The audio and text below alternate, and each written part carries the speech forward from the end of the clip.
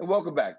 The Hellenic American Neighborhood Action Community is a multifaceted social service organization that's actually serving the needs of a most vulnerable population. HANAC provides services to over 30,000 New York City residents and also immigrant services with employment, education programs, counseling, and affordable housing for betterment of the community. And joining us now and sharing a little bit more is the Executive Director of HANAC, Stacy Bliagos. And Stacy, good to have you. Thank you so much for having me here, Daren. Thank you. And so for somebody, I gave a little intro into your organization, but please take a few seconds just to give us a little bit more of an overview as to a little bit more about your organization. Sure. So I'm happy to say that we started in 1972. Actually, we started to really fit the needs of the Hellenic American community because there was such a migration coming from Greece. And since then, it's been almost 50 years. We're hitting 50 years next year in 2022. We've really grown into, as you mentioned, a multifaceted organization, not just helping the Greek community, but helping everybody in the community and throughout New York City. We have programs that are for older adults. Specifically, we have the older adult senior centers. Then we have adult programming. That's our family and child counseling programs. Our ESL programs, our immigration program. And then we have youth programs that are located in DOE schools throughout Queens. I'm happy to say that we realized affordable housing was a need for the older adult community early on. And we have over 400 units of affordable housing in Queens, specifically Astoria, Corona, and Flushing. But I'm also happy to say that we just broke ground at 1323 Boston Road. That is with partners, our Foxy Management and JLD Advisory. It'll be 2 buildings. One will have 8 stories, 86 units. The other will be 7 stories, 64 units. It's 150 units in total, 45 set aside for homeless, formerly homeless, excuse me. And then connecting the 2 buildings will be glass enclosed greenhouse. So I'm super excited to be expanding in the Bronx, but I also do want to note that we have a Bronx informational referral program that we've had now for over 30 years, where we help individuals, older adults, mainly with getting Medicaid, SNAP benefits. So that's a little bit more into HANAC and what we do and our impact in the community. And you spoke a lot about affordable housing. We know that that's a huge crisis right here in New York City. And so to be able to have these housing units is definitely key and critical. But talk to us about the community that you serve and some of the challenges you found with affordable housing altogether. So a lot of the challenges in terms of affordable housing is lack of resources and lack of knowledge. You have older adults not knowing how to even apply for affordable housing. That's why it's so important for organizations like HANAC to be out there in the community to help older adults, older individuals navigate through Housing Connect 2.0. If anybody knows anything about affordable housing, it's a lottery, and you have to go in and apply through Housing Connect. It's the HPD system, and it's a great system. But unless you have internet to go or a computer to go in and apply for that and to create a username, a password, and to input all of your information into that computer, it definitely is, the older adult population is one of that. You can have an older adult that is better on technology than I am, for example. Then you can have an older adult that doesn't even know how to turn on a computer. And so the disparities there are great. And so you have to really try and get the word out there of what those resources are so that these individuals can even apply. Additionally, the income bands for some of these, I want to just give credit to the city because this administration has done really a lot for affordable housing. There's definitely more to do with the next administration. But at the end of the day, there are some income bands that are still out of reach for some individuals. When you have an older adult, you're talking about someone that's living on a fixed income. So at what point are they going to pay their rent, their electric bill, their medical bills pile up because they need more medical care. And we haven't even spoken about access to food. So it's important to note that those are the main I think we need more affordable housing, and lack of access to resources and knowledge is absolutely an issue. I And when want we to talk end about, this by also saying one thing, and I'm sorry to say this. no, I just mentioned the 150 unit in the Bronx. We just opened Corona 3 years ago, or 2 years ago in 2019, and that was 68 units. We had over 35,000 applications for 68 units. So that just tells you the need that exists and how much more we can do and we should be doing. well, I wanted to talk about that because when we talk about the numbers of people that are out there, we see that the need is there, and unfortunately, we don't have enough supply to really be able to meet that need. And when you talk about housing, that's one issue, but I also want to bring it to another issue that we're facing in New York City, and that is of employment. And prior to COVID, we did have an employment crisis. I know now. You could ask people, it's hard to get good work, but I know part of what you do is also helping with employment and training and helping people actually prepare for the workforce. We do. We have an employment and training program, and that is actually the office for that is in Harlem. We actually also do security guard training. We actually get people to get their security guard license and walk them through that process. But we also do resume, interview review, all the things that you would need to prepare you for to get out into the workforce. The jobs are there. There are times that the jobs are there, but we also have to talk about the quality of jobs that people need to apply for, because we talk about living wage, but what does that look like?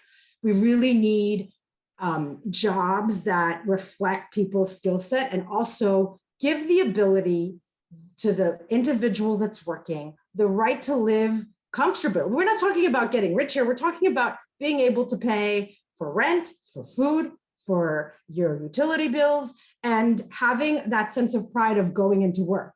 So we really pride ourselves on that. We try and get to the bottom of what the issues are, especially when people are coming in saying they've been unemployed for a while. Is there an issue that we need to address so that it doesn't get into the person's employment later on? And sometimes it's just they lost their job and they need help with getting another job. And that's also something that we help with. So we're very proud of that. Yeah. And as we are navigating through COVID and coming, we're saying that we're coming through it right now, even though a lot of us are still dealing with the challenges and the ramifications of this deadly virus. Talk to us about really where we are post COVID with your organization. I know that counseling is also there and supportive services, but how has COVID really affected your community? I mean, it's affected everybody in the community, from older adults not being able to go out. I mean, if you think about it, when COVID first hit, we were scared. We didn't know if we were going out, you would get the virus going out. So we were able to secure food for all our older adults so that they wouldn't have to go out if they didn't want to. It was delivered to their home. So that's older adults in terms of isolation. That really impacted them. Then we have, I think I mentioned that we have a substance abuse program and we have a family and child program.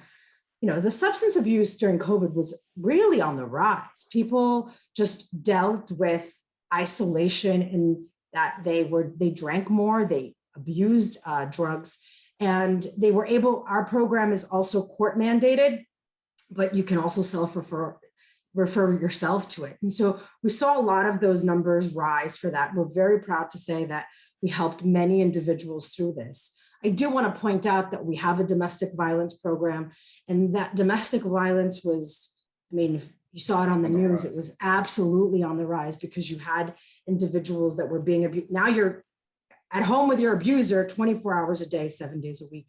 So we were able to help individuals exit those relationships, whether man or woman, but also talk to them and give them the referral services that you need, because that individual that's leaving that abusive environment not only needs shelter, right? But maybe you need your high school equivalency diploma so that you can move on from and get a better job.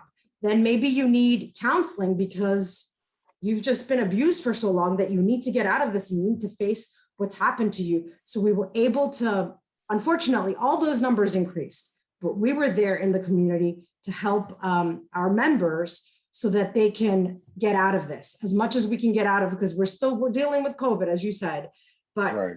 we're hoping that it's at the tail end, and we're hoping to do even better. That being said, those numbers just increased tremendously during COVID. Yeah. And I know that, as you talked about domestic violence, we've talked about it here on the show where we've seen that increase in number. Has your staff really been able to keep up with the demand of people that are actually coming and actually seeking assistance? We have, as a nonprofit, a person working in a nonprofit always has like 10 jobs, right? So I will say that the staff is super dedicated and just passionate about the work that they do. And from start to finish, whether the case ends with a temporary restraining order or whether the case has to get to divorce and include more steps, we've been there, we've been able to handle the caseload. We hope to increase our staff, but I want to decrease the caseload because that means less people are in those situations. That being said, we're here to help anybody that needs it. So. And it's important to be able to take care of those who've really been impacted like that. And we know those victims of domestic violence are many suffering silently. So the ability to come forward and be able to receive services is actually paramount in their lives. And take a moment for me and talk to me about another vulnerable population, that's of seniors, because we know that seniors are very critical and very vulnerable. They've been heavily impacted by COVID isolation and things like that, but you've got programs in place to really deal and to be able to assist the needs of seniors. Yeah, so we're proud to say that all our buildings we don't just do property management for our buildings. We also have social services that are actually in each of these buildings. And in fact, in the new building in the Bronx, HANAC will be the social service provider there.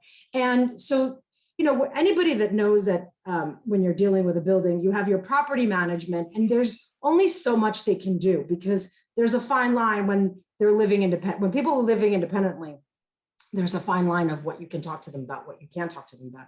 But then your social service, having that social service component really makes a difference. I mean, talking to them about their, making wellness calls, just making sure that they're okay. As I mentioned, getting food, talking to them about Zoom calls, if they can get on Zoom calls. Other people couldn't get on Zoom calls, and having that half an hour conversation with that social worker really made a difference. Getting that card in the mail that said, "We're thinking of you," made a difference to that individual. And as I mentioned, it isn't just, when this first thing happened, we talked to the staff about trying to get individuals telehealth. And at first, when you first think about it, it's just, oh, they can just sign up, no problem. And it's like, well, wait a minute, they need an email address.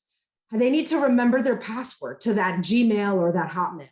That doctor now needs to send them that link. They need to click on that link, right? So we have to teach that to people, and you have to be repetitive, especially to older adults that aren't technologically as savvy as some others are. So that repetition really makes a difference. So we were able to navigate through all of those with the older adults.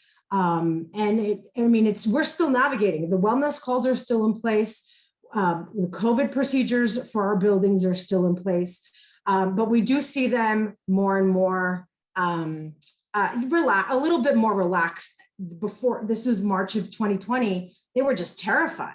And so we were able to get them through that. I do want to point out that it was really important to help them and to call them so we can sign them up for vaccine appointments, because we couldn't tell them to get the vaccine, but we could refer them to doctors. And once they needed to, everybody knows that in the beginning of trying to get the vaccine, it was hard to get an appointment. So even for me, I was trying to get an appointment and I was losing appointments left and right. So to have an older adult get that help from us really made that difference so that they can get vaccinated. Yeah. And we got a few more seconds left in our interview, but I just want to take the time before we close out to talk about where our viewers can see some of the things that you're doing and how they can get connected to some of the upcoming things that you got on the plate. Sure. I mean, they can go to our website, hanac.org, HANAC.org. In terms of the Bronx Informational Referral Program, I do have a phone number, 646-522-6965. 646-522-6965. Our doors are always open. Please come and ask for help. And that is super important. I just want to reiterate that asking for help is not a bad thing. There are rental programs out there that people may not know about that they need to take advantage of, and we can help them organize it. And if they don't feel that they can get to HANAC, organizations like HANAC can absolutely help them. It's important to ask for help. They can be helped. It's not the end. Please ask for help. Call us. For you, I know it's got to be a very special thing before we go to really have the kind of impact that you've had. Just share with us how you feel your organization has really impacted the lives of so many people. I just really happy. Coming to HANAC 2.5 years ago, I was amazed by the amount of work that people were doing. But then all of a sudden I realized some of the staff that currently works at HANAC used to actually be clients. And they've come to me and they've said, your organization has made an impact. And obviously we just look to make an impact on that person. We don't actually go and say, okay, you're going to work for us someday. But the fact that individuals in the community that we've helped have come and are now working for HANAC and making the same difference and making a difference in other people's lives, that's tremendous to us. And we want to continue that in the Bronx. We have maybe new housing in White Plains. So we're super excited about working with the city and the county of White Plains. So we're super excited to grow and make that impact, not just to the Queens community, but to further out communities. So thank you so much for having me and allowing us to spread the word. No, thank you, Stacy, for coming and let us know about HANAC and certainly the work that's going on. A lot of people being impacted by the work that you're doing. Thank you so much for being with us here on the Social Justice Forums. Thank you so much. Alrighty, Stacy Bliagos, our guest here. Want you to stay with us. Guess what? We got more show, including another very special guest. Don't go anywhere. The Social Justice Forums are coming up right after we take a quick break.